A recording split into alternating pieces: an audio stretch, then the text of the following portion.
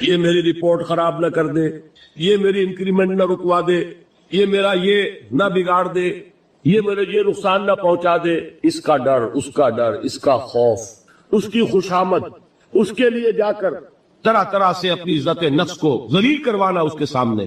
یہ سب کچھ کیوں کرتا ہے انسان؟ جب سمجھتا ہے کہ اس کے ہاتھ میں میرا کوئی نفع ہے، اس کے ہاتھ میں میرے لیے کوئی ضرر ہے، یہ مجھے کوئی گزن پہنچا سکتا ہے، یہ مجھے کوئی نقصان پہنچا سکتا ہے، یہ میرے کوئی کام بنا سکتا ہے، یہ میری کوئی ضرورت پوری کر سکتا ہے، اسی کا نام شرک ہے. جہاں آپ نے یہ سمجھا کہ غیر اللہ کے اندر کوئی طاقت موجود ہے، وہی شرک ہے. بتوں سے تجھ کو امید ہے، خدا سے نو امیدی، مجھے بتا تو صحیح اور کافری کیا ہے. شرک تو یہ ہے جس پر بھی تمہیں یہ خیال ہے. کلمہ ہے یہ کلمہ سوم، لا حول ولا قوت الا باللہ. ذرا اس پر دل کو کبھی اگر آپ تصور کریں، پھر فرض کریں، دل ٹھک جائے اس پر، کوئی طاقت نہیں. یہی بات تھی جو شیخ عبد القادر جیلانی رحمۃ اللہ علیہ نے اپنی وصیت میں اپنے بچے سے کہی. 11ویں دینے والے ہیں، لیکن حضرت شیخ عبد القادر جیلانی کی وصیت اور تعلیمات کو کتنے لوگ ہیں جو جانتے ہو؟ یہ جن مقامات تک پہنچے ہیں وہ کس چیز کی بدولت پہنچے ہیں؟ انہوں نے جو پیغام دیا وہ کیا تھا؟ اے میرے بچے، جس طریقے سے قرآن مجید میں حضرت لقمان کی نصیحتیں جو ہے نقل کر دی گئی ہیں، میں یہ عرض کروں گا بالفرض اگر قرآن حضرت عبد القادر جیلانی کے بعد نازل ہوا ہوتا تو شیخ عبد القادر کی یہ نصیحتیں بھی قرآن میں درج ہوتی. اتنی اونچی نصیحتیں ہیں. اے میرے بچے، اس حقیقت کو ذہن نشین کر لے، لا فاعل فی الحقیقت ولا مؤثر الا اللہ. اس کائنات میں نہ کوئی فاعل حقیقی ہے نہ مؤثر حقیقی ہے سوائے اللہ. کسی شے میں کوئی تاثیر نہیں اگر اللہ نہ چاہے. آگ جلا نہیں سکتی اگر اللہ نہ چاہے، پانی ڈبو نہیں سکتا اگر اللہ نہ چاہے، زہر ہلاک نہیں کر سکتا اگر اللہ نہ چاہے، کوئی چیز فائدہ نہیں پہنچا سکتی اگر اللہ نہ چاہے. تو در در پہ کیوں سر جھکاتے ہو؟ در در پر کیوں جبیں سائی کرتے ہو؟ سب کے سامنے کیوں ہاتھ پھیلاتے ہو؟ ایک اللہ سے مانگو، ایک اللہ کے سامنے جبین سر پر زمین پر اپنی جبین رکھو. لا فاعل فی الحقیقت ولا مؤثر الا اللہ. نظر آتا ہے ہمیں کہ پانی پیاس بجھا دیتا ہے، پیاس بجھانے کی صلاحیت پانی میں نہیں ہے، اللہ کے اذن سے. کھانا بھوک مٹا دیتا ہے، بھوک مٹانے کی صلاحیت کھانے میں نہیں ہے، اذن رب میں. دیکھیے یہی یقین تھا. حضرت موسیٰ علیہ السلام کا واقعہ یاد کیجئے. سامنے سمندر آ گیا ہے، قوم دیکھتی ہے پیچھے کہ گرد و غبار کا طوفان. معلوم ہوا کہ فرعون اپنے لشکر سمیت آ گیا ہے. لشکر جب چلتا تھا تیز رفتاری کے ساتھ تو گرد و غبار کا جو طوفان اٹھتا تھا اس کا تصور کی، اور لمحہ بلمحہ وہ قریب آ رہا ہے. پوری قوم نے کیا کہا؟ اے موسیٰ انا لمدرکون، اے موسیٰ ہم کو پکڑے گئے. قرآن مجید نے تو یہاں وہ باتیں نہیں لکھی ہیں، لیکن تورات میں یہ درج ہے کہ بنی اسرائیل جھگڑنے لگے، دست و گریبان ہو گئے موسیٰ کے ساتھ. موسیٰ ہمیں یہاں مروایا لا کر، اس سے تو ہم وہیں بہتر تھے. وہاں کھانے کو ملتا تھا، زندگی تو تھی، بیگار ہم کر رہے تھے، موت تو نہیں تھی. اب جو کچھ ہوگا اس کا تصور کرو، جس طریقے سے ہمارے ٹکڑے اڑائے جائیں گے. تو لڑ رہے ہیں حضرت موسیٰ علیہ السلام سے. یہ تورات کی تفصیل ہے. قرآن میں صرف اتنا آیا ہے، پریشان ہو کر انہوں نے کہا انا لمدرکون، موسیٰ ہم تو پکڑے گئے. اس وقت موسیٰ کا جواب کیا ہے؟ کلا ان معی ربی سیہدین. نہیں، میرے ساتھ میرا رب ہے، وہ راستہ دے گا. بتائیے کہاں راستہ نظر آ رہا؟ یہ ہے ایمان بالغیب. راستہ نظر نہ آئے تب اللہ پر یقین ایمان ہے. جیب میں پیسے ہو تب دل کو اطمینان ہے. تو ایمان کس پر ہوا؟ پیسے پر، اللہ پر نہیں. جب وسائل و ذرائع نہ ہو اور پھر یقین ہو کہ اللہ مسبب الاسباب ہے، وہ اسباب کا پابند نہیں ہے، وہ اسباب کا محتاج نہیں ہے، اسباب اس کے محتاج ہے. اگر یہ یقین ہے تو اللہ پر ایمان ہے. یہ نہیں ہے تو تمہارا ایمان اسباب پر ہے، وسائل پر ہے، ذرائع پر ہے، مادیات پر ہے، اللہ پر نہیں. اس وقت کہاں راستہ تھا؟ تو راستہ تھا سمندر ہے اور ادھر سے لشکر آ گیا ہے. کلا ان معی ربی سیہدین. اب دیکھیے ایمان کہہ دینا آسان ہے، ہوا معکم اینما کنتم، جہاں کہیں بھی تم ہوتے ہو اللہ تمہارے ساتھ ہوتا ہے. لیکن اس کا یقین قائم ہو جائے تو زمین و آسمان کا فرق واقع ہو جائے. الف لام میم یہ حروف مقطعات ہیں جن کے بارے میں اجمالی گفتگو سورہ بقرہ کے آغاز میں ہم کر چکے ہیں. اللہ لا الہ الا هو الحی القیوم، یہ الفاظ آیت الکرسی کے آغاز میں سورہ بقرہ میں آ چکے. ایک بات نوٹ کر لیجئے کہ ایک حدیث میں آتا ہے کہ اللہ کا ایک اسم اعظم ہے کہ جس کے حوالے سے اگر کوئی چیز اللہ سے مانگی جائے تو وہ ضرور دیتا ہے، لیکن اس کو حضور نے بتایا نہیں کہ وہ اسم اعظم کون سا ہے۔ کچھ اشارے کیے، جیسے رمضان میں ایک شب ہے لیلۃ القدر جو 1000 مہینوں سے افضل ہے، تعین کے ساتھ نہیں بتایا وہ کون سی، تاکہ تلاش کرو، زیادہ ذوق و شوق کا معاملہ ہو۔ لیکن جو اشارات آپ نے کیے ہیں اس سے اندازہ ہوتا ہے، کیونکہ یہ فرمایا گیا کہ یہ 3 صورتوں میں ہے، سورہ بقرہ میں، سورہ آل عمران میں اور سورہ طٰہٰ میں، وہ الفاظ الحی القیوم جو مشترک ہیں۔ سورہ بقرہ میں آیت الکرسی میں آئے ہیں، آل عمران بھی یہاں دوسری آیت میں موجود ہے، اور سورہ طٰہٰ کے بھی شروع کے اندر موجود ہے۔ نزل علیہ، میں نے جو آپ کو بڑے بڑے حکمت کے موتی اور بڑے بڑے پھول آپ کو گنوائے ہیں، آیت الآیات، آیت البر، آیت الاختلاف، اور اب یہ ہے آیت الکرس، توحید کے عظیم ترین خزانوں میں سے، یہ سیدۃ آیات القرآن۔ حضور نے فرمایا یہ تمام آیات قرآنی کی سردار ہے۔ جس طریقے سے آیت بر اور سورۃ العصر میں ایک نسبت ہے کہ ہدایت اور نجات کی شرائط ساری کی ساری ایک چھوٹی سی صورت میں اللہ نے جمع کر دی، والعصر ان الانسان لفی خسر الا الذین آمنوا وعملوا الصالحات وتواصوا بالحق وتواصوا بالصبر، لیکن اس کی تفصیل ایک آیت میں آئی، وہ آیت البر ہے۔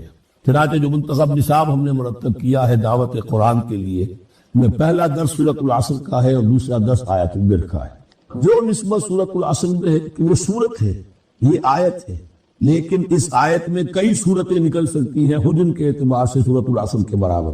یہی نسبت ہے سورہ اخلاص میں، 4 آیتیں، توحید کا عظیم ترین خزانہ، اور یہ آیت الکرسی، یہ آیت ہے سورہ اخلاص، اس میں 4 بن جائیں گی حجم کے اعتبار سے، لیکن اسے حضور نے ثلث قرآن قرار دیا ہے۔ توحید کے موضوع پر جامع ترین سورۃ الاخلاص، لیکن توحید اور خاص طور پر توحید فی الصفات کے موضوع پر عظیم ترین آیت یہ آیت الکرسی۔ اللہ لا الہ الا ہو، اللہ وہ معبود برحق ہے جس کے سوا کوئی الہ نہیں، بڑا کیٹیگوری۔ الحی القیوم، وہ زندہ ہے از خود اور با خود، اس کی زندگی مستعار نہیں ہے۔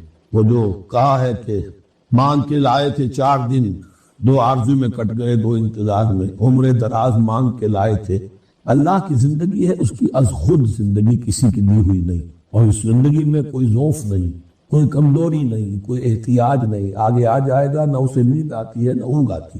قیوم، خود اپنی جگہ وہ زندہ جاوید ہستی ہے، اور باقی ہر شے کا وجود اس کے حکم سے قائم ہے، کوئی شے قائم نہیں ہے بغیر اس کے اذن کے۔ تو گویا کہ الحد، احد اور الصمد، اللہ اپنی جگہ احد لیکن باقی پوری کائنات کے لیے صمد ہے۔ جو سورہ اخلاص میں 2 الفاظ آئے ہیں، قل هو اللہ احد اللہ الصمد، اللہ حی ہے اور قیوم، لا تاخذہ سنۃ ولا نوم، اس پر غالب نہیں ہو سکتی نہ نیند نہ اونگ۔ لہ ما فی السماوات و ما فی الارض، آسمان اور زمین میں جو کچھ ہے اسی کا ہے، ملکیت تامہ، ملکیت حقیقی اس کی۔ من ذا الذی یشفع عندہ الا باذنہ، کون ہے وہ جو شفاعت کر سکے اس کے پاس مگر اس کی اجازت سے۔ اب یہ مقام آیا ہے سورہ بقرہ میں پہلی مرتبہ، 3 مرتبہ کیٹیگوریکل ڈینائل کے بعد، کوئی شفاعت نہیں، کوئی شفاعت نہیں، کوئی شفاعت نہیں۔ یہاں بھی جو انداز ہے بہت ہی جلالی انداز ہے، من ذا الذی، کس کی حیثیت ہے، کس کا یہ مقام ہے، کس کو یہ لوڑ حاصل ہے کہ وہ اپنے اختیار کے بل پر، تو اپنی حیثیت کی بنیاد پر شفاعت کر سکے؟ ہاں، جس کے لیے اللہ اجازت۔ استثناء کے ساتھ شفاعت کا یہاں پر پہلی مرتبہ آیا، ورنہ سورہ بقرہ کے 6 رکوع کی دوسری آیت، وَاتَّقُوا اللَّهَ وَلَا تَجْزِي نَفْسٌ عَن نَفْسٍ شَيْئًا وَلَا يُقْبَلُ مِنْهَا شَفَاعَةٌ وَلَا يُؤْخَذُ مِنْهَا عَدْلٌ وَلَا هُمْ يُنصَرُونَ۔ 15 رکوع کی دوسری آیت، وَاتَّقُوا يَوْمًا لَا تَجْزِي نَفْسٌ عَن نَفْسٍ شَيْئًا وَلَا يُقْبَلُ مِنْهَا عَدْلٌ وَلَا تَنفَعُهَا شَفَاعَةٌ وَلَا هُمْ يُنصَرُونَ۔ اور اب اس سے پہلے کی آیت میں آ چکا ہے وَلَا شَفَاعَةٌ، کوئی شفاعت مفید نہیں ہوگی، لیکن یہ اس میں ایک استثناء ہے۔ اب یہ ذرا باریک مسئلہ ہے کہ شفاعت حقہ کیا ہے، شفاعت باطلہ کیا ہے، تو دورہ ترجمہ قرآن میں اتنی تفاصیل کے ساتھ بحث نہیں کی جا سکتی، وہ ایک علیحدہ موضوع ہے۔ حال ہی میں نے اس پر اپنے درس ریکارڈ کرا دیے۔ یعلم ما بین ایدیہم وما خلفہم، وہ جانتا ہے جو کچھ ان کے سامنے اور جس کو پیچھے ہے۔ عام طور پر دنیا میں ہم سفارش کرتے ہیں تو کہتے ہیں کہ بھئی میں جانتا ہوں شخص کو بہتر، اصل میں جیسا کچھ یہ نظر آتا ہے ویسا نہیں ہے، یا جیسا کچھ فیکٹس آن دی فائل آ گئے ہیں وہ بڑے ہی ڈیسیونگ ہے، اصل حقائق کچھ اور ہیں اس کیس کے، وہ میں آپ کو بتاتا ہوں۔ یہ بات اللہ کے سامنے کون کہہ سکتا ہے؟ جبکہ اللہ تو جانتا ہے جو کچھ ان کے سامنے، جو کچھ ان کے پیچھے ہے، اور ان کا حال یہ وَلَا يُحِيطُونَ بِشَيْءٍ مِّنْ عِلْمِهِ إِلَّا بِمَا شَاءَ، اور وہ احاطہ کر بھی نہیں سکتے اللہ کے علم سے کسی شے کا سوائے اس کے جو اللہ چاہے۔ باقی ہر ایک کے پاس علم جو ہے اللہ کا عطائی علم ہے، دیا ہوا علم ہے، محدود علم ہے، بڑے سے بڑا رسول ہو، بڑے سے بڑا ولی ہو، بڑے سے بڑا فرشتہ ہو۔ لا علم لنا الا ما علمتنا، ہم پڑھائے چوتھے رکوع میں، تو کون کہہ سکتا؟ من ذا الذی یشفع عنده الا باذنہ یعلم ما بین ایدیہم وما خلفہم ولا یحیطون بشیء من علمہ الا بما شاء وسع کرسیہ السماوات والارض، اس کی کرسی تمام آسمانوں اور زمین کو محیط۔ اب کرسی کے دو مفہوم یہاں ہو سکتے ہیں، یہ کہ اس کے جو معنی مراد ہے، یعنی اس کا اقتدار، اس کی قدرت، اس کا جبر، اس کا اختیار، یہ اتھارٹی پوری کائنات کو۔ ایک یہ بھی ہو سکتا ہے کہ اللہ تعالیٰ کے لیے ہم نہیں جان سکتے، یہ آیات متشابہات میں سے ہے کہ کوئی شے بھی ہو واقع جس کو ہم اسے کرسی کہہ سکتے، عرش، کرسی، ان سب کے بارے میں یہ دونوں باتیں ذہن میں رکھیے۔ یہ بھی ہو سکتا ہے کہ ان کی کوئی مجسم حقیقت ہو جو ہمارے ذہن سے، ہمارے تخیل سے ماورا ہے، اور یہ بھی ہو سکتا ہے اس سے استعارہ مراد، اس کا اقتدار و اختیار آسمانوں اور زمین پر چھایا ہوا ہے۔ اس وقت یہ ہے کہ اصل نماز یہی ہے، یہ سورہ فاتحہ۔ چنانچہ میں آپ کو حدیث سنا رہا ہوں جو صحیح بخاری میں بھی ہے، صحیح مسلم میں بھی ہے، جامع ترمذی میں بھی ہے، سنن ابی داؤد میں بھی ہے، سنن نسائی میں بھی ہے، اور بہت سی کتابوں میں موجود ہے۔ اور یہ عن عبادہ بن صامت رضی اللہ تعالی عنہ، حضرت عبادہ بن صامت سے مرفوعا کہ حضور نے فرمایا لا صلاۃ لمن لم یقرأ بفاتحۃ الکتاب، اس شخص کی کوئی نماز نہیں ہے جس نے کہ سورہ فاتحہ کی تلاوت نہیں کی۔ اب اس سے ہمارے ہاں ایک بڑا اختلاف پیدا ہوا، وہ نوٹ کر لیجیے۔ ایک رائے یہ ہے آپ اگر علیحدہ نماز پڑھ رہے ہیں تو ظاہر بات ہے کہ آپ کو ہر رکعت میں خود پڑھنی ہی پڑھنی ہے سورہ فاتحہ۔ جب باجماعت پڑھ رہے ہیں اب کیا شکل ہے؟ امام پڑھ رہا ہے سورہ فاتحہ تو کیا مقتدی کو بھی پڑھنی چاہیے؟ اس حدیث میں جو الفاظ کی شدت ہے اس کی بنا پر رجحان یہ ہوتا ہے کہ یقیناً اس صورت میں ہر شخص کو لا صلاۃ لمن لم یقرأ بفاتحۃ الکتاب، جس نے کہ فاتحہ کی تلاوت نہیں کی، قرات نہیں کی، اس کی کوئی نماز ہی نہیں۔ تو یہ موقف ہے امام شافعی کا، یہی مسلک ہے ہمارے اہل حدیث بھائیوں کا کہ آپ چاہے اکیلے نماز پڑھ رہے ہو، چاہے امام کے پیچھے پڑھ رہے ہو، اور چاہے امام جو ہے وہ جہری رکعت پڑھا رہا ہے اور چاہے سری رکعت پڑھا رہا ہے۔ خاموشی والی رکعت سورہ، آپ کو معلوم ہے کہ نماز جو ظہر اور عصر کی ہے تو چاروں رکعتیں جو ہے وہ سری ہے، مغرب کے اندر آ کر دو جہری ہیں ایک سری ہے، عشاء میں آ کر دو جہری ہیں دو سری ہیں، سورہ اور نماز فجر کے اندر دونوں جو ہیں وہ جہری ہے۔ تو چاہے جہری ہو چاہے سری ہو، آپ کو بھی لازماً جو مقتدی ہے اسے بھی سورہ فاتحہ پڑھنی ہوگی۔ اب اس کے لیے انہوں نے یہ طریقہ جو ہے تلقین کیا ہے کہ امام تیزی سے نہ پڑھے، رک رک کر پڑھے، الحمدللہ رب العالمین، اس کے بعد اتنا وقفہ دے دے کہ جو مقتدی ہے وہ بھی کہہ لے اپنے دل میں یا پڑھ لے الحمدللہ رب العالمین الرحمن الرحیم۔ تو یہ رک رک کر پڑھنا، خاص طور پر اگر آپ کو موقع ہوا ہو کسی اہل حدیث امام کی امامت میں نماز ادا کرنے کا، تو آپ دیکھیں گے کہ بڑا فرق ہے۔ ہمارے جو حنفی امام الحمدللہ رب العالمین الرحمن الرحیم مالک یوم الدین ایاک نعبد و ایاک نستعین، 4 آیتیں جو ہے وہ بھی ایک ساتھ میں پڑھ جائیں گے، لیکن یہ کہ عام طور پر جو اہل حدیث حضرات ہیں وہ رک رک کر ٹھہر ٹھہر کر پڑھتے ہیں، ترتیل کے انداز میں پڑھتے ہیں۔ یا پھر دوسری شکل انہوں نے ایک اور کی، یہ آپ سعودی عرب میں جب کبھی نماز پڑھیں گے اور آپ پڑھی ہو آپ نے، تو وہاں آپ دیکھیں گے کہ امام جو ہے وہ سورہ فاتحہ پڑھنے کے بعد کوئی 1 منٹ جو ہے خاموش ہے، تاکہ آپ اب جو مقتدی ہیں وہ اس وقفے میں وہ اب سورہ فاتحہ پڑھ لیں، پھر وہ قرات کرے گا، کوئی اور آیات اس نے شامل کرنی ہے تو بعد میں شروع کرے گا، درمیان میں وقفہ ہو۔ لیکن ایک مسلک یہ ہے، اور یہ مسلک جو ہے یہ در حقیقت قرآن مجید کی ایک آیت کے اوپر مبنی ہے۔ سورہ اعراف کے آخر میں فرمایا گیا وَإِذَا قُرِئَ الْقُرْآنُ فَاسْتَمِعُوا لَهُ وَأَنصِتُوا، جب قرآن پڑھا جا رہا ہو تو توجہ سے اسے سنو، خود خاموش رہو۔ اب یہ قرآن مجید کی آیت ہے، اس کی بنا پر ایک رائے یہ ہے کہ آپ امام کے پیچھے سورہ فاتحہ نہیں پڑھیں، پڑھا جا رہا ہے سنو اس کو، خود خاموش رہو۔ اور اس کے لیے وہ دلیل دیتے ہیں کہ یہ شکل ایک وفد کی سی ہے، جیسے کسی بڑی شخصیت کے پاس اگر آپ کا کوئی وفد جاتا ہے، 8-10 افراد ہیں، ان میں اسپوکس مین ایک ہوتا ہے، وہ بات کرتا ہے، باقی سب لوگ موجود رہتے ہیں، سنتے ہیں۔ اسی طریقے سے امام جو ہے وہ گویا کہ آپ کا نمائندہ ہے، اور وہ پڑھ رہا ہے الحمدللہ رب العالمین الرحمن الرحیم مالک یوم الدین، تو امام کی قرات ہی آپ کی بھی قرات ہو، گویا کہ اس آیت سے، اس حدیث سے اختلاف نہیں ہے، اس کی تعبیر سے اختلاف ہے کہ امام کا قرات کر لینا در حقیقت مقتدیوں کی طرف سے بھی قرات۔ اس میں جو حنفی مسلک ہے وہ بہت سخت ہے، اور وہ یہ ہے کہ چاہے سری نماز ہو اور چاہے جہری ہو، ہر کسی بھی حالت میں مقتدی جو ہے وہ سورہ فاتحہ نہیں پڑھے۔ اب اس میں ذرا سا سوال پیدا ہوتا ہے کہ جہری رکعت میں تو اس آیت کا اطلاق ہو جائے گا کہ وَإِذَا قُرِئَ الْقُرْآنُ فَاسْتَمِعُوا لَهُ وَأَنصِتُوا، سری میں تو اس آیت کا اطلاق نہیں ہوتا۔ بہرحال یہ مسلک ہے امام شافعی کا، ایک انتہا پر ہے، ہر صورت میں سری ہو یا جاری ہو آپ کو پڑھنی ہی پڑھنی ہے، اور امام ابو حنیفہ دوسری انتہا پر ہے کہ چاہے سری ہو چاہے جاری ہو کسی شکل میں نہیں پڑھا۔ امام مالک کا مسلک ہے درمیان میں، اور میں اس میں کوئی جھجک محسوس نہیں کرتا کہ میں آپ کے سامنے عرض کر دوں کہ میں اس پر عمل پیرا ہوں۔ وہ کیا ہے؟ جہری نماز میں خاموش رہو اور سنو، اس آیت کا اطلاق ہو جائے گا جب بلند آواز سے پڑھ رہا ہے امام تو پوری توجہ، فاستمعوا له، اپنی پوری توجہ کو اس کے سننے کے اوپر مرکوز کر دو اور خود خاموش۔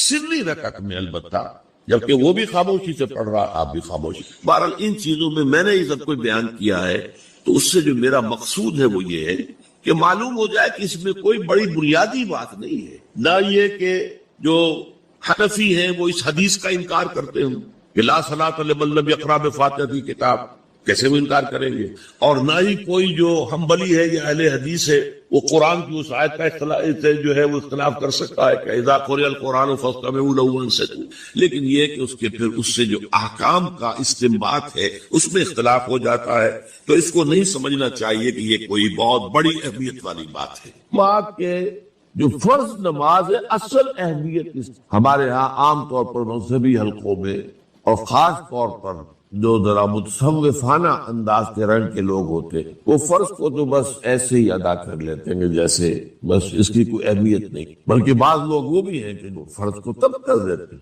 نوافل پر سارا دور، صرف رات کی نماز پر زور دیا جا رہا ہے، فرض نمازوں یہ ہم نے دیکھے ہیں، ایسے لوگ بالفعل دیکھے ہیں۔ یہ تمام چیزیں جو ہیں در حقیقت اس کی راہ نبوت سے انسان کو ہٹا دینے والی۔ فرض کتنا فرض، نفل کتنا، نوافل کے بارے میں جو ہے شریعت سے ثابت ہے، وہ تہجد بھی نافلۃ لک، حضور کے لیے تو لازم تھی، باقی کے لیے لازم نہیں ہے، جو قیام اللیل شروع میں تھا وہ لازم نہیں ہے۔ ہاں رمضان مبارک میں اس کی تشریح ہے، ترغیب، وہ خاص ایک مہینہ ہے، اس میں دن میں کھانا پینا جو ہے وہ حرام کیا گیا، تو رات کو 2/3 رات یا 1/3 کم سے کم 1/3 رات جاگو اللہ کے قرآن کے ساتھ، اللہ کی کتاب کے ساتھ۔ تو یہ اصل میں جو توازن ہے یہ جو ہے بہت ضروری۔ ارأیت اذا صلیت الصلوات مکتوبات، حضور آپ نے دیکھا، غور فرمائیے کہ اگر میں جو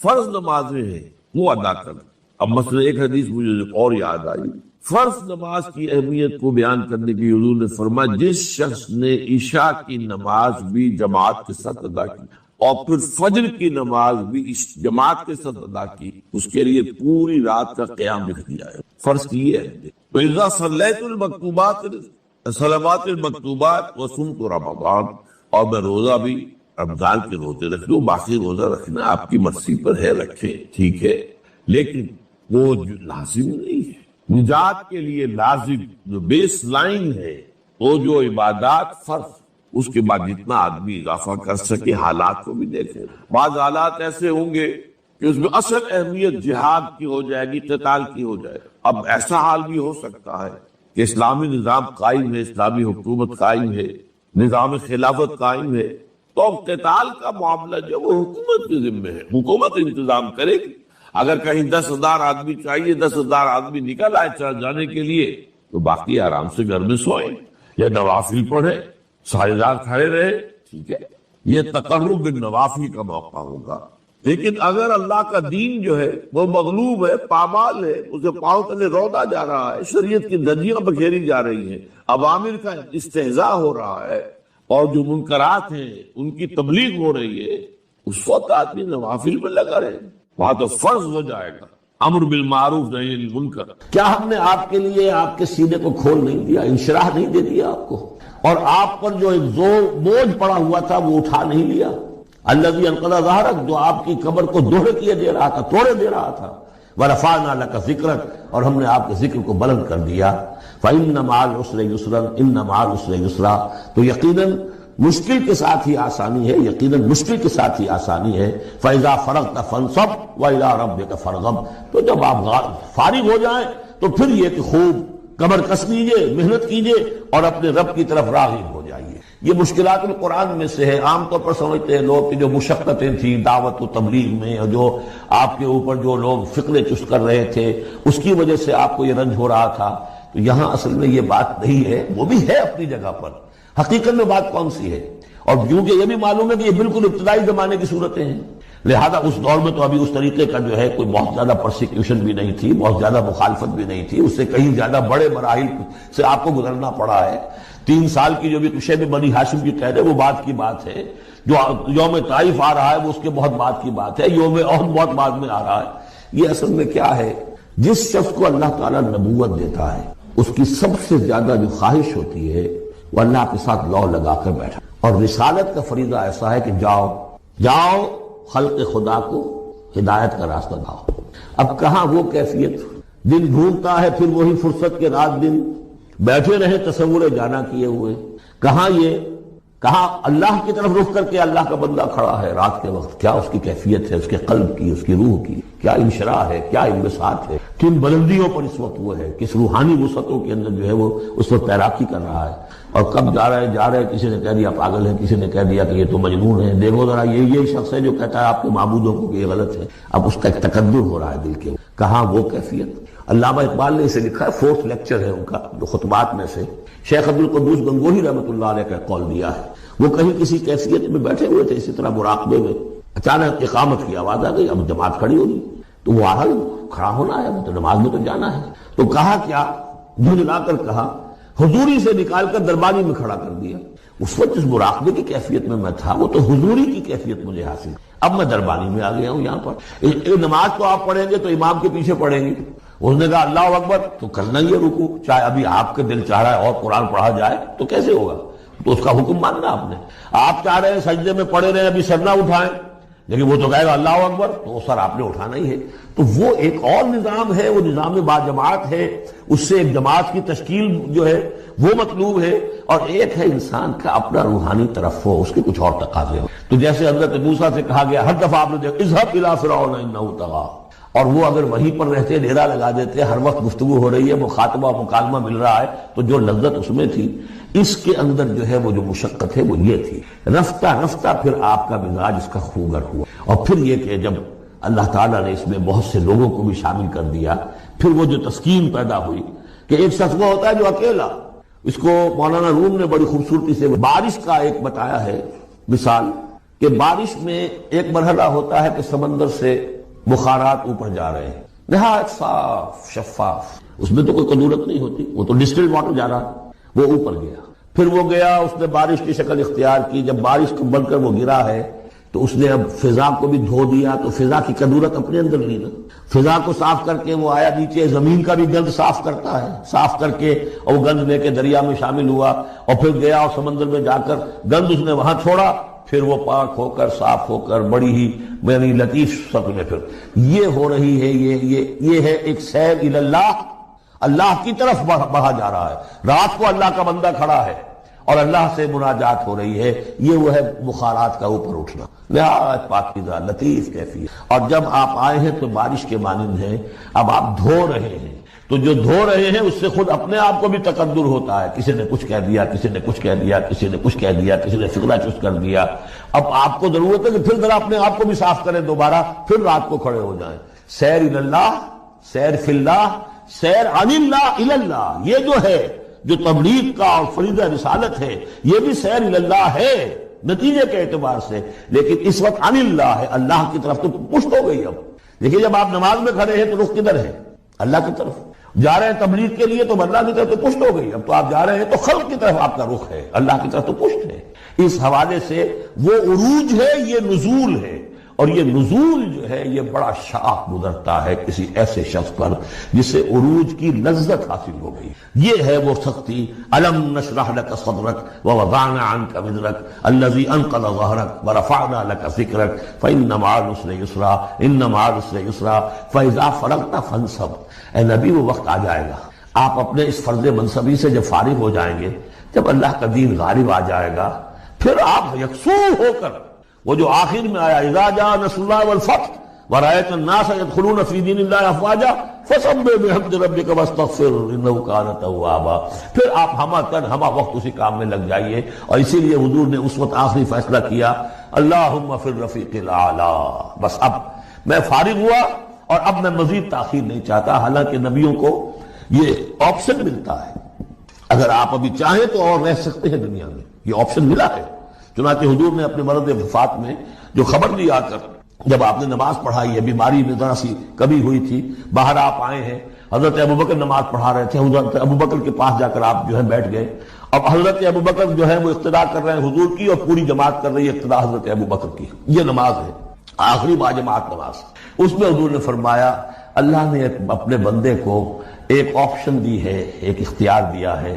وہ چاہے تو, اب جو ایگزیکٹ الفاظ یاد نہیں ہے, نتیجہ اس کا یہی ہے کہ چاہے تو ابھی دنیا میں اور رہے, تو بندے نے اللہ کو قبول کر. حضرت ابوبکر رو پڑے اور لوگ حیران ہوئے, رو کیوں رہے ہیں, یہ تو کوئی بات ایسی ہے نہیں. ان کی سمجھ میں آ گیا تھا کہ آپ نے اپنے انتقال کی خبر کر ہمیں دی. تو یہ فیصلہ اللہ فی الرفیق الاعلی, یہ جو شاخ گزر رہا تھا نا, یہ دنیا کے اندر معاملہ دعوت و تبلیغ, یہ اس روحانی جو ربط ہوتا ہے اللہ کے ساتھ, اس کے اعتبار سے اس میں رکھنا پڑتا ہے. کہاں وہ کیفیت, کہاں یہ کیفیت.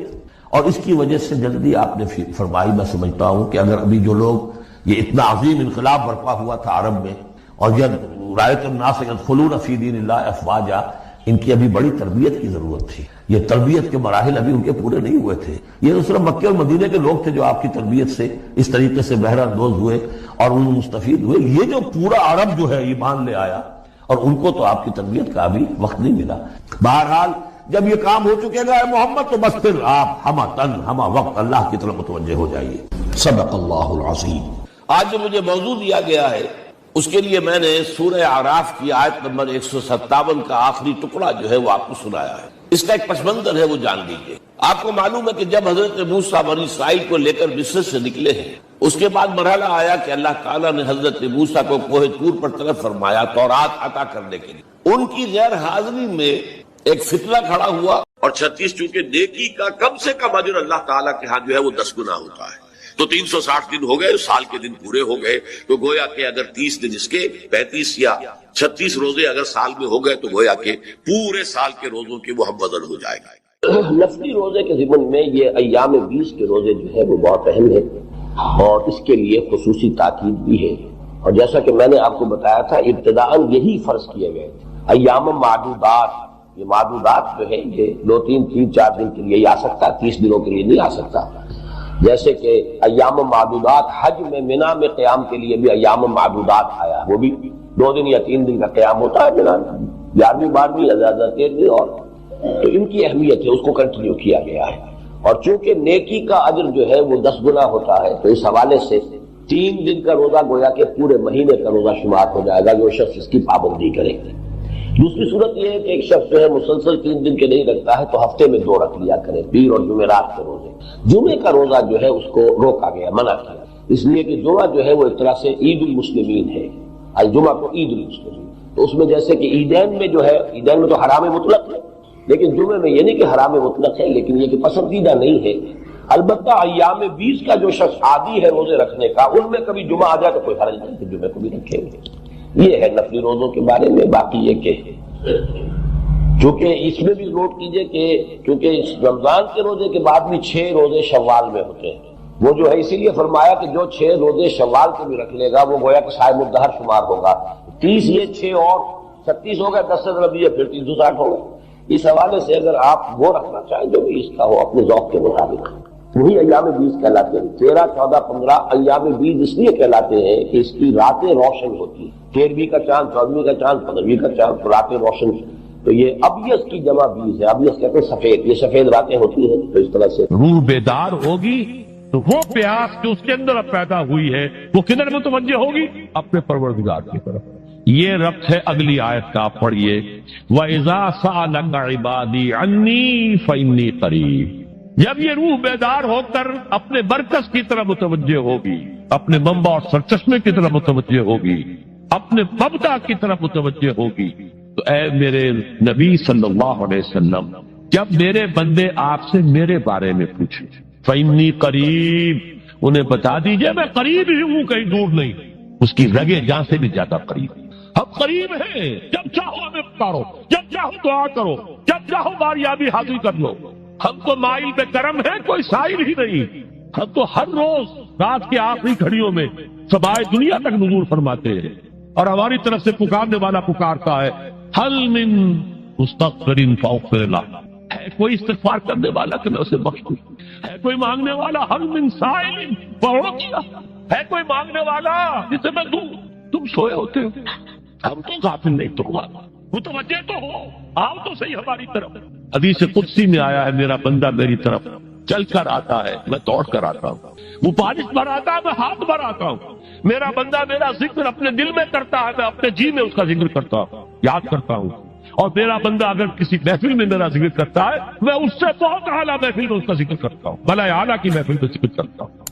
یعنی کہ الفاظ ہیں کہ تو تم غافل ہو بھائی ہم سے، ہم تو غافل نہیں۔ اغیب و ذو اللطائف لا یغیب وارجو ہو رجال لا یخیب، میں غائب ہو جاتا ہوں، وہ تو غائب ہونے والی ہستی نہیں ہے، ہر آن موجود، وہ معکم انا معکم۔ وَإِذَا سَأَلَكَ عِبَادِي عَنِّي فَإِنِّي قَرِيبٌ أُجِيبُ دَعْوَةَ الدَّاعِ إِذَا دَعَانِ فَلْيَسْتَجِيبُوا لِي۔ لیکن اب آئی بات اصل، یہ دو طرفہ بات ہوگی، مجھ سے دعا کرو، کسی وقت کی پابندی نہیں، کسی جگہ کی پابندی نہیں، ناپاکی کی حالت میں ہو تب بھی دعا کر سکتے ہو، میری کتاب کو ہاتھ مت لگانا، مجھ سے دعا کر سکتے ہو، دعا پہ کوئی پابندی نہیں، لیٹے مانگو، بیٹھے مانگو، ناپاکی میں مانگو، پاکی میں مانگو، جب چاہو مانگو، دعا میں کوئی خطرت نہیں۔ اور جہاں پکارو گے there and then I will listen to you and I will grant your prayers۔ اجیبو جو ہے، اجیبو دونوں مان، جواب دینا اور قبول کرنا، اجابت استجابت دونوں کا ایک ہی مفہوم ہے، جواب دینا اور قبول کرنا۔ اجیب دعوت الداعی اذا دعان، میں تو ہر پکارنے والے کی پکار کو سنتا ہوں، قبول کرتا ہوں جب بھی وہ مجھے پکارتا ہے، لیکن فلیستجیبوا لی، میرا بھی تو کہنا مانو، چاہیے کہ یہ بھی میرا کہنا مانے، مجھ سے محبت کریں، مجھ سے لو لگائیں، میرے دین کے لیے اپنے آپ کو وقف کریں۔ ان صلاتی و نسکی و محیای و مماتی للہ رب العالمین، میرے باغیوں کے خلاف بغاوت کریں، میرے دین کا جھنڈا اونچا کریں، یہ سارے احکام ہے کہ یہ قرآن میں۔ قاتلوہم، جیسا کہ میں نے آپ کو بتایا اگلے ہی رکوع میں قتال کا حکم آ رہا ہے، اب وہ گھوڑوں کو روزہ رکھواتے تھے، بتا دیا یہ روزہ تمہیں کس لیے رکھوایا جا رہا ہے، اگلے ہی رکوع کے اندر حکم ہے قاتلوا فی سبیل اللہ الذین یقاتلونکم وقاتلوہم حتی لا تکون فتنۃ ویکون الدین للہ، اللہ کے لیے دین ہو جائے، پورا کا پورا نظام اللہ کے تابع آ جائے، اس کے لیے پہلے دعوت دو، محنت کرو، جد و جہد کرو، اس دعوت کے نتیجے میں جمعیت فراہم کرو، جب جمعیت اتنی ہو جائے کہ پھر اس باطل نظام کے خلاف بغاوت کر سکو تو کرو بغاوت، اگر باطل نظام کے خلاف بغاوت نہیں کرتے ہو تو پھر ہم سے بغاوت ہے تمہاری۔ پہلے ذہنی بغاوت ہے، آپ ڈس اون کیجئے ذہنی اعتبار سے، نفسیاتی اعتبار سے، میں اس نظام کو نہیں اون کرتا، ریکنسائل نہ کیجئے اس کے ساتھ، کوئی تعاون نہ کیجئے اس کے ساتھ، کوئی چاچری اور ملازمت نہ کیجئے اس کی، تن من دھن لگائیے اس نظام کو بدلنے کے لیے، چاہے ابھی وہ دعوت کے مرحلے میں ہے، لوگوں کو تیار کیا جا رہا ہے، تربیت دی جا رہی ہے، تزکیہ کیا جا رہا ہے، لیکن ہدف کیا ہے؟ تاکہ اللہ کا دین غالب۔ فَلْيَسْتَجِيبُوا لِي، میرا بھی تو کہنا سنے اور مانے، میں جہاد کا حکم دیتا ہوں تو جہاد کریں، میں اقامت دین کا حکم دیتا ہوں اقیم الدین تو اس کے لیے کھڑے ہو جائیں، میں قتال کا حکم دوں تو قتال کریں۔ فَلْيَسْتَجِيبُوا لِي وَلْيُؤْمِنُوا بِي، اور مجھ پر ہی اپنا ایمان پختہ رکھیں، توکل کریں تو مجھ پر کریں، محبت کریں تو مجھ سے، راضی رہے تو میری تقدیر پر راضی رہے، توکل ہو، راضی برضائے رب ہو، اطاعت ہو، جب تک یہ ساری چیزیں اللہ کے لیے نہ ہو جائیں۔ والذین آمنوا اشد حبا للہ، اصل میں تو مومن وہ ہوتے ہیں جو سب سے بڑھ کر شدید ترین محبت اللہ سے کرتے ہیں۔ قل ان کان آباؤکم وابناؤکم وإخوانكم وأزواجكم وعشيرتكم وأموال اقترفتموها وتجارة تخشون كسادها ومساكن ترضونها أحب إليكم من الله ورسوله وجهاد في سبيله فتربصوا حتى يأتي الله بأمره والله لا يهدي القوم الفاسقين۔ اے نبی ان سے کہہ دیجئے اگر تمہیں اپنے باپ، اپنے بیٹے، اپنے بھائی، اپنے اسپاؤسز، بیوی کے لیے شوہر، شوہر کے لیے بیوی، اور رشتے دار، اور تمہارے وہ مال جو تم نے بڑی محنت سے جمع کیے ہیں، تمہارے وہ کاروبار جن کا تمہیں اندیشہ ہوتا ہے کہ کساد بازاری نہ ہو جائے، کہیں پر جو ہے ریسیشن نہ آ جائے، اور تمہارے وہ مکان اور محلات جو تم نے بنائے ہیں، اگر یہ 8 چیزیں محبوب تر ہیں اللہ سے اور اس کے رسول سے اور اس کی راہ میں جنگ کرنے سے، جہاد سے، تو جاؤ دفعہ ہو جاؤ، بیٹھو وہاں یہاں تک کہ ہم اپنا فیصلہ سنا دے۔ اور اللہ ایسے فاسقوں کو، ایسے ناہنجاروں کو ہدایت نہیں دیتا۔ یہ ہے قرآن، آیت نمبر 24 سورہ توبہ۔ وَلْيَسْتَجِيبُوا لِي وَلْيُؤْمِنُوا بِي لَعَلَّهُمْ يَرْشُدُونَ۔ اب وہ لفظ آ گیا رشد۔ دیکھیے پہلے آیا تھا لَعَلَّكُمْ تَتَّقُونَ، روزہ، مجرد روزہ تقوی پیدا کر دے گا، ضبط نفس، اور ضبط نفس بھی وہ جو حکم خداوندی کا تابع ہے۔ یہ روزے کی ریاضت ہے، روزے کی ریاضت کا حاصل۔ رمضان کے روزے کے ساتھ قیام اللیل کا دو گنا پروگرام، دن میں روزہ، رات کا قیام، قرآن کے ساتھ۔ اس کا پہلا نتیجہ کیا ہے؟ لعلکم تشکرون، تاکہ قرآن کی عظمت منکشف ہو جائے، قرآن کی قدر و قیمت سے تم آگاہ ہو جاؤ، تمہیں معلوم ہو جائے کتنی بڑی دولت ہے جو اللہ نے دی ہے۔ اور آخری بات یہ، جب تمہاری روح بیدار ہو جائے گی، اپنے مالک کے ساتھ ہم کلام ہوگی، اسی کا نام دعا ہے۔ دعا ہے جس کے بارے میں حضور نے فرمایا الدعاء اخ العبادہ، یہ عبادت کا جوہر ہے۔ الدعاء هو العبادہ، دعا ہی تو اصل عبادت ہے۔ یہ دعا ہی تو ہمیں میسر نہیں ہے۔ 17 رکعتیں پڑھ لی ہیں ہم نے عشاء کی، لیکن اللہ کے ساتھ کوئی لوگ نہیں لگی، ادھر کی ادھر کی سوچیں آ رہی ہیں۔ 17 رکعتیں پڑھی ہوں یا 7 پڑھی ہوں، 10 پڑھی ہوں، آپ کو اجر ملے گا، لیکن آپ کو دعا نصیب نہیں ہوئی۔ دعا کب ہوتی ہے؟ بقول اقبال، یہ جو میرے اندر ہے فائنائٹ ایگو، انائے صغیر، انا میں، یہ چھوٹی سی انا ہے، اس انائے کبیر، اس انائے کبیر کے لیے سب سے بڑی جو مظہر آیت ہے قرآن مجید میں وہ سورہ طٰہٰ، اننی انا اللہ لا الہ الا انا، میں ہوں وہ اللہ جس کے سوا کوئی نہ، اننی انا اللہ لا الہ الا انا، یہ ہے فاعبدنی واقم الصلاۃ لذکری۔ یہ انائے کبیر ہے، انفائنائٹ ایگو، اللہ انا اللہ، the big انا، اور یہ چھوٹی سی انا ہے، انا میں۔ جب یہ انائے صغیر انائے کبیر کے روبرو آتی ہے، ہم کلام ہو، یہ ہے دعا۔ اگر یہ جاگی نہیں، بیدار ہوئی نہیں، ہم کلام ہوئی نہیں، تو دعا تو حاصل نہیں ہوئی۔ مخ عبادت جو ہے، جوہر عبادت کا حاصل نہیں ہوا۔ ہاں ایک شکل ہے عبادت کی، مراسم عبودیت ہے، یہ اشکال ہے، رہ گئی رسم ادا، روح بلالی نہ رہی، فلسفہ رہ گیا، تلقین غزالی نہ رہی، ایک شکل ہے، تم نے کر لی، اجر ملے گا، آخر وقت نکالا ہے، آپ اللہ کے سامنے کھڑے ہوئے، اجر سے محنت کا جو اجرت وہ دے گا، لازم اس پر بھی دے گا، لیکن حقیقت صلاۃ کوئی اور شے۔ اسی لیے کہا محمد رسول اللہ صلی اللہ علیہ وسلم الصلاۃ معراج المومنین، اہل ایمان کے لیے یہ معراج کے درجے کی شے ہے۔ معراج میں مکالمہ ہوا تھا، التحیات للہ والصلوات والطیبات، یہ حضور نے فرمایا السلام علیکہ ایھا النبی ورحمۃ اللہ وبرکاتہ، کس نے کہا؟ اللہ نے فرمایا السلام علینا وعلی عباد اللہ الصالحین، حضور نے فرمایا اس سلامتی میں میں تمام اللہ کے نیک بندوں کو شامل کر رہا ہوں، سلامتی مجھ پر بھی ہو اور تمام اللہ کے نیک۔ یہ مکالمہ ہے، مخاطبہ ہے۔ جب تک یہ مکالمے اور مخاطبے کی شکل میں، اگر وہ انائے صغیر جاگی ہی نہیں، سوئی ہوئی ہے، بے ہوش ہے، پڑی ہوئی ہے، سسک رہی ہے یا مر چکی ہے، روح مر بھی جاتی ہے، جسم زندہ ہے، روح مر، جسم جان کے ساتھ زندہ ہے، حیوان انسان زندہ ہے، انسان مر چکا۔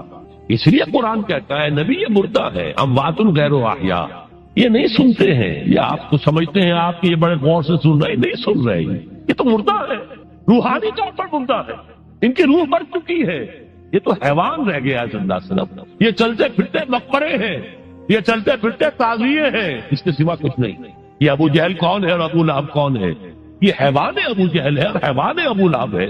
ظاہر بات ہے کہ آنکھ تو کتے کی بھی ہے اور بلی کی بھی ہے اور کان کتے کی بھی ہے بلی کے بھی ہے. کتا بھی دیکھ کر گاڑی آ رہی ہے تو اپنے آپ کو بچاتا ہے. تم نے بچا لیا تو کون سا بڑا کمال کیا. وہ اندر کا انسان مر چکا ہے. یہ انسان اندر کا روحانی وجود یا مر چکا یا سسک رہا ہے یا دبا ہوا ہے, بے ہوش ہے. یہ بیدار ہو اور ہم کلام ہو. افلاک سے آتا ہے نالوں کا جواب آخر, کرتے ہیں ستاب آخر, اٹھتے ہیں حجاب آخر. آتا ہے اللہ جواب دیتا ہے. اجیب دعوت الداعی اذا دعان. روحانی کان کھلے ہو تو تم جواب سنو گے, ان کانوں سے نہیں. وہی جب محمد پر آئی تھی ان کانوں سے نہیں آئی تھی, وہ دل پر اتری تھی براہ راست. فإنه نزله على قلبه.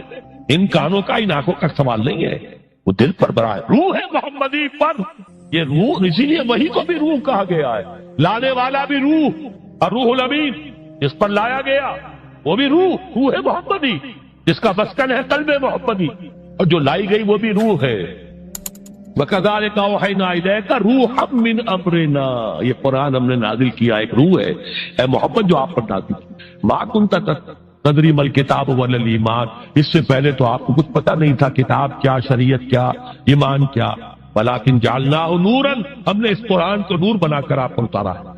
یہ ہے, اس کے لیے ہے اصل رشد. اب آخری لفظ آیا رشد. یہ گویا کہ جو مختلف الفاظ ہے قرآن میں, کامیاب, فائزون. اتموا الصیام الی اللیل. پھر اب روزے کو پورا کرو رات تک. الی اللیل میں پھر بڑی بحثیں ہوئی ہیں.